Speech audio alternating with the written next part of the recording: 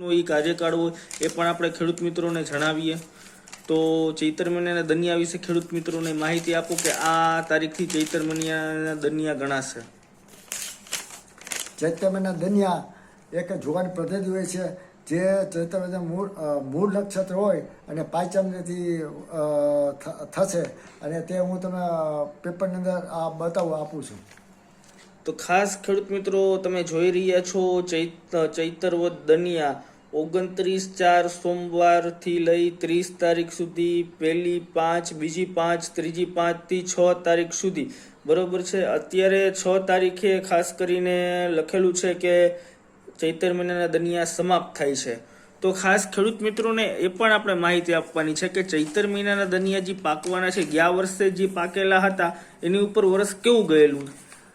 ગઈ સાલ ચૈત્ર મહિના દનિયાની અંદર વરસાદ થયેલ નહોતી, પણ જ્યાં વરસાદ થાય ત્યાં વરસાદ કમ થાય, અને વરસાદ ચૈત્ર મહિના દરમિયાન બહુ તપવા ન હોય, ખાલી ફૂલ જેવા વાદળા થાય એટલે દરેક નક્ષત્રને વરસાદ ઓછા ઓછો થાય.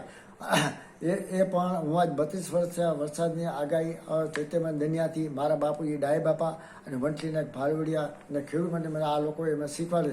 થવું ન થવું પણ ઈશ્વરની ઈચ્છાની વાત છે.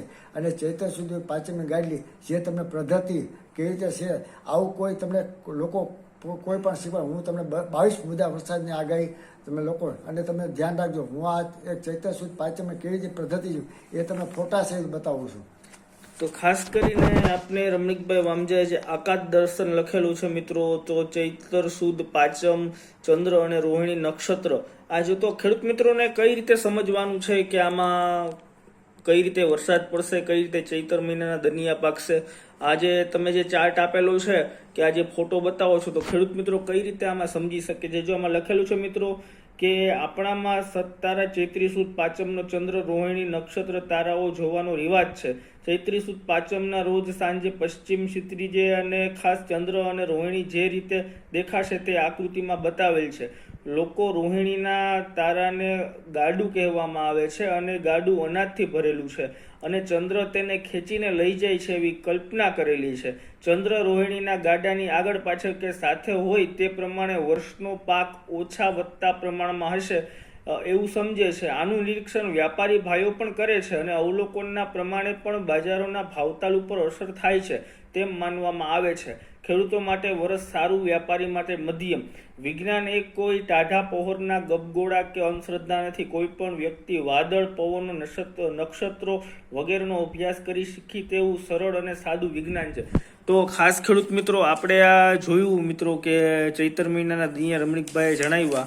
તો આપણે એનું તારણ કાઢી લઈએ રમણીકભાઈ વામજા પાસેથી કે ચૈત્ર મહિનાના દનિયા હોળીનો જે ઝાડ છે અને હવે બીજા કયા ફેક્ટર છે એનાથી ખેડૂત મિત્રોને 100% ખ્યાલ આવશે કે અમારે આજ પાકનું વાવેતર કરવું અને આગામી વર્ષ સારું છે તો પોતાનો પ્લાનિંગ કરી શકે. હજી ચૈત્ર મહિના દનિયા રોહિણી નક્ષત્ર તમને બતાવેલા ચૈત્ર સુદ પાંચમ ગાડલી એક મહત્વ છે, એક વિજ્ઞાન છે મારી પાસે, અને આ લોકો માટે એક શીખવા જેવું છે. અને આ હજી અખાત્રીનો પવન પણ બાકી છે, ત્યારે હું તમને આખું વર્ષ કેવું જશે તેનું પણ હું અનુમાન આપીશ.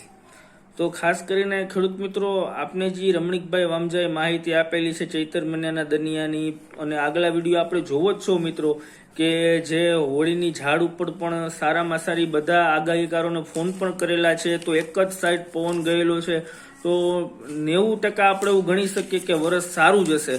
કારણ કે પૂર્વાનુમાન કરે છે તો 30 વર્ષનો અનુભવ છે, તો વરસ સારું જવાની પૂરી શક્યતા છે મિત્રો.